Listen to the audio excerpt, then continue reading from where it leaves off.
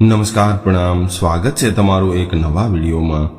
આજે ઘરનું બધું જ કામ પતાવીને થોડો આરામ કરવા માટે સાધનાબેન પોતાના ઘરના આંગણામાં બેઠા હતા ત્યારે જ એની વહુ નિરાલીનો ફોન આવ્યો અને કહેવા લાગી કે સાસુમાં, કાલે તમારા પૌત્રનો જન્મદિવસ છે અને આ વખતે અમે એનો જન્મદિવસ ખૂબ ધામધૂમથી ઉજવવાનું નક્કી કર્યું છે, એટલે કૃપા કરીને કાલે સવારે વહેલા આવી જજો।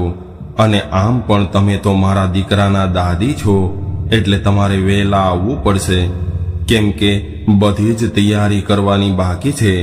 આ લ્યો, તમારા દીકરા સાથે વાત કરો। આટલું કહીને વહુએ સાધનાબેનના દીકરા વિકાસને ફોન આપ્યો, એટલે વિકાસ બોલ્યો કે માં, તમારી તબિયત કેમ છે? એટલે માં બોલી કે દીકરા, અમે બધા તો બિલકુલ સાજા નરવા છીએ, તમે બધા કેમ છો? એટલે વિકાસ બોલ્યો કે માં, અહીંયા તો બધું જ બરાબર છે, પરંતુ કાલે વહેલી સવારે તમે અને મારા પિતાજી તૈયાર રહેજો, કારણ કે હું તમને બંનેને લેવા માટે સવારે વહેલો આવી જઈશ। ઠીક છે માં, હવે હું ફોન રાખું છું। આટલું કહીને દીકરાએ ફોન મૂકી દીધો। ત્યારે જ સાધનાબેનના પતિ વિનોદભાઈ ઘરે આવ્યા અને કહેવા લાગ્યા કે શું થયું છે? કેમ આજે તું વધારે પડતી ખુશ હોય એવું લાગે છે? કોનો ફોન આવ્યો હતો? આપણા વિકાસનો ફોન આવ્યો હતો, કેમ કે કાલે એના દીકરાનો જન્મદિવસ છે અને કાલે આપણો પૌત્ર 5 વર્ષનો થઈ જશે, એટલે વિકાસે કાલે સાંજે એના ઘરે પુત્રના જન્મદિવસની પાર્ટી રાખી છે અને આમંત્રણ આપવા માટે મને ફોન કર્યો હતો।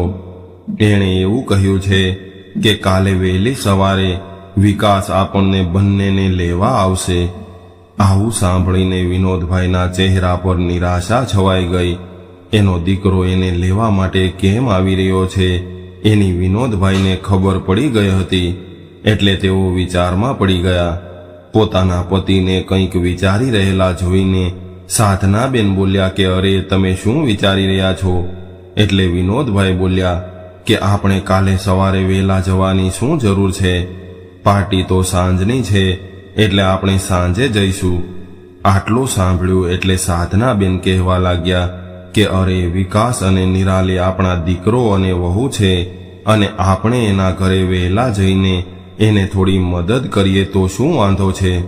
ત્યારે જ વિનોદભાઈ કહેવા લાગ્યા કે અરે ભાગ્યવાન, શું તને ખબર છે કે એ લોકો એના ઘરનું કામ કરવા માટે આપણને વહેલા બોલાવી રહ્યા છે, અને તું એ પણ જાણે છે કે આપણી વહુના પિયરના લોકો બહારનું ભોજન નથી ખાતા અને પૈસા બચાવવા માટે આપણી વહુ રસોઈયાને બોલાવવાની જગ્યાએ તને બોલાવી રહી છે, અને આ વાતથી આપણા દીકરાને પણ કંઈ વાંધો નથી। અરે ભાગ્યવાન, તું તો ખૂબ ભોળી છો અને તારી આ ભોળપનો એ લોકો ફાયદો ઉઠાવી રહ્યા છે। એ લોકો આપણી પાસેથી મદદ લેવા માટે નહીં, પરંતુ ઘરનું ભોજન બનાવવા માટે બોલાવી રહ્યા છે। તને યાદ છે જ્યારે પાછલી વાર આપણા પૌત્રના જન્મદિવસ પર પાર્ટી રાખી હતી ત્યારે વહુએ એના માતા પિતા, ભાઈ બહેન સહિત આખા પરિવારને બોલાવ્યો હતો અને કુલ મળીને 60 થી 70 જણા થયા હતા। ત્યારે પણ આપણા દીકરાએ આપણને એક દિવસ પહેલા જ બોલાવી લીધા હતા અને મદદ કરવાના નામ પર આટલા બધા લોકોનું ભોજન બનાવવાની સાથે સાથે ઘરનું બધું જ કામ તારી પાસે કરાવ્યું હતું। અરે, વહુની બહેનો અને ભાભીઓ પણ ત્યાં મોજૂદ હતી, પરંતુ બધું જ કામ તારા ઉપર નાખીને વહુ તો એ લોકો સાથે શોપિંગ કરવા માટે નીકળી ગઈ હતી, અને સાંજે જ્યારે બધા જ સગા સંબંધીઓ આવ્યા ત્યારે વહુ એના પિયરના લોકો સાથે વાતો કરવામાં વ્યસ્ત હતી। ત્યારે જ વહુ તને ચા બનાવવાનો ઓર્ડર આપી ગઈ હતી અને વચ્ચે વચ્ચે તારા વખાણ કરીને એવું કહેતી હતી કે માજી વગર તો આ બધું જ કામ કરવામાં મુસીબત થઈ જાત। જુઓ તો ખરા, મારા સાસુ તો રસોઈયા કરતાં પણ સારું ભોજન બનાવે છે અને બધા જ લોકોને માજીના હાથનું ભોજન ખૂબ પસંદ આવે છે, એટલા માટે જ મેં રસોઈયાને નથી બોલાવ્યો। આવી રીતે વખાણ કરી કરીને ઘરનું બધું જ કામ તારી પાસે કરાવ્યું હતું, અને આટલું બધું કામ કરવાના લીધે બીજા દિવસે તને તાવ આવી ગયો હતો પરંતુ દીકરા અને વહુએ તારી ખબર પણ પૂછી નહોતી. વિનોદભાઈની આવી વાત સાંભળીને સાધનાબેન કહેવા લાગ્યા કે અરે તમે પણ કેવી વાતો લઈને બેસી જાઓ છો. ગમે એવા છે પણ એ આપણા બાળકો છે. ત્યારે વિનોદભાઈ બોલ્યા કે અરે ભાગ્યવાન, તને એવું લાગે છે, પરંતુ આપણા દીકરાને આ વાતનો જરા પણ અહેસાસ હોત તો શું એ વહુના કહેવાથી આપણને છોડીને આવી રીતે અલગ ઘરમાં રહેવા ગયો હોત? અરે આપણી સાથે રહેવામાં તો વહુને તકલીફ થઈ રહી હતી. એને તો સ્વતંત્ર જીવન જીવવું હતું. એટલા માટે તો આપણા એકના એક દીકરાને આપણાથી અલગ કરી દીધો છે. સ્વતંત્રતા એટલી બધી પ્યારી હતી તો પછી એને સ્વતંત્ર જીવન જીવવા દેવા જોઈએ. આપણે મફતના નોકર બનીને એના ઘરે જવાની કોઈ જરૂર નથી. ત્યારે સાધનાબેન બોલ્યા કે અરે આપણા પૌત્રનો જન્મદિવસ છે એટલે આપણે તો જવું પડશે ને. એટલે વિનોદભાઈએ કહ્યું કે હા, આપણે જઈશું, પરંતુ તને હું જેવું કહું છું એવી રીતે કરતી જાજે.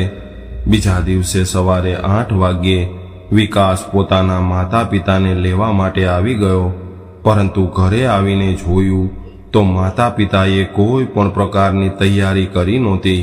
ઉલટાના સાધનાબેન તો સ્ટોર રૂમની સફાઈ કરવામાં વ્યસ્ત હતા અને આ બાજુ વિનોદભાઈ એને મદદ કરી રહ્યા હતા. માતા પિતાને ઘરની સાફ સફાઈ કરતા જોઈને વિકાસ બોલ્યો કે અરે માં, તમે લોકો હજુ સુધી તૈયાર નથી થયા? મેં તો કાલે જ ફોન કરીને તમને જણાવી દીધું હતું કે હું તમને લેવા આવવાનો છું, પરંતુ તમે તો હજુ સુધી સફાઈ કરી રહ્યા છો. ત્યારે સાધનાબેન બોલ્યા કે દીકરા, એમાં એવું છે કે દિવાળી નજીક આવી રહી છે એટલે અમે લોકોએ વિચાર્યું કે ઘરની થોડી સાફ સફાઈ કરી નાખીએ. અને આમ પણ ઘરની સાફ સફાઈ તો અમારે જ કરવાની હતી, એટલે અમે એવું વિચાર્યું કે સમય રહેતા બધું કામ પતાવી લઈએ.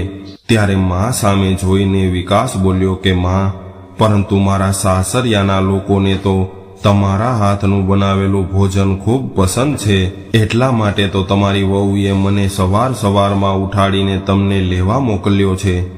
દીકરાના મોઢેથી આવું સાંભળીને સાધનાબેન કહેવા લાગ્યા કે હા બેટા, એ વાત તો સાચી છે, પરંતુ અમારા ઘરનું બધું જ કામ કરી કરીને મને પણ થાક લાગ્યો છે, એટલે અમે લોકો તો આજે સાંજે જ આવી શકશું. ત્યારે વિકાસ બોલ્યો કે માં, પરંતુ આ બધું કામ તો તમે કાલે પણ કરી શકો છો, એટલે અત્યારે તમે મારી સાથે આવો. વિકાસ ભારપૂર્વક આવું બોલ્યો, પરંતુ આ વખતે સાધનાબેને નક્કી કર્યું હતું કે હું મારા દીકરાની વાતોમાં આવીને એની નોકરાણી બનવા માટે નહીં જાઉં.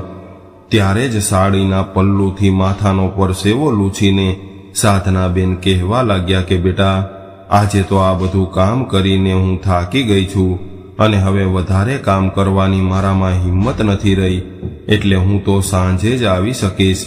અને આમ પણ હું કોઈ કામવાળી બાઈ થોડી છું કે આટલા બધા લોકોનું ભોજન બનાવતી રહું.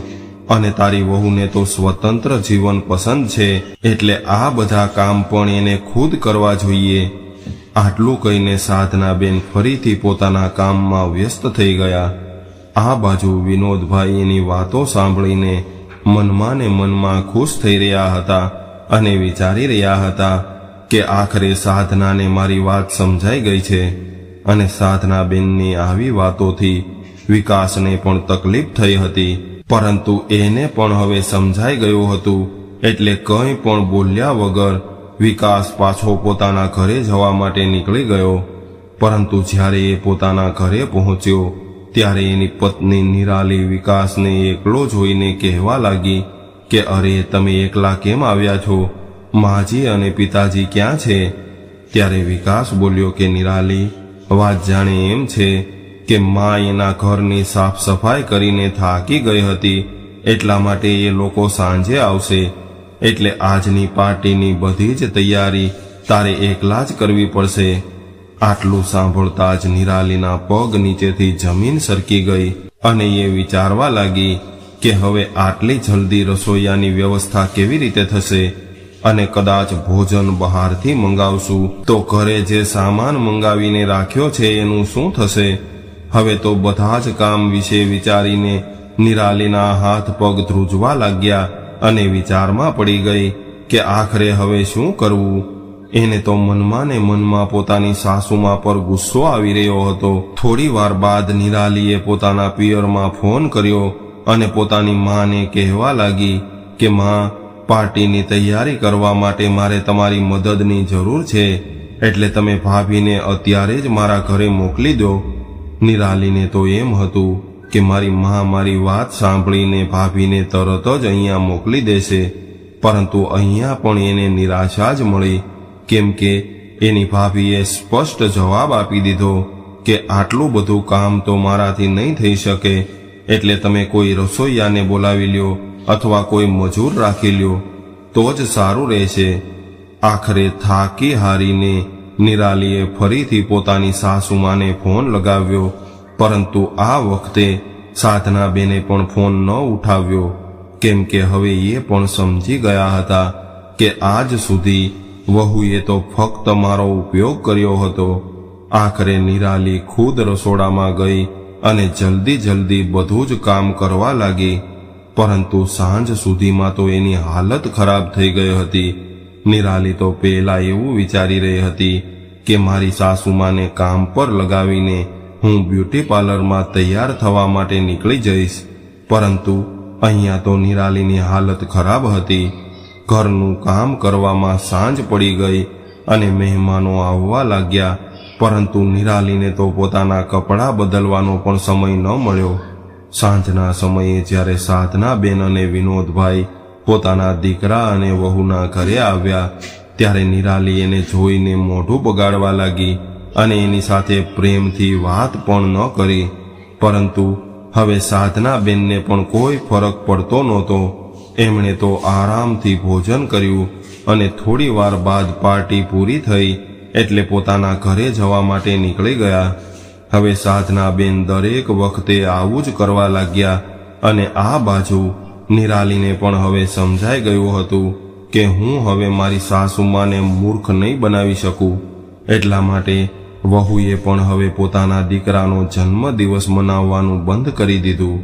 તો મિત્રો, આજની સ્ટોરી તમને કેવી લાગી કોમેન્ટમાં જરૂર જણાવજો, અને પસંદ આવી હોય તો વિડીયોને લાઈક, શેર અને નવા હોય તો ચેનલને સબસ્ક્રાઇબ જરૂરથી કરજો. હર હર મહાદેવ.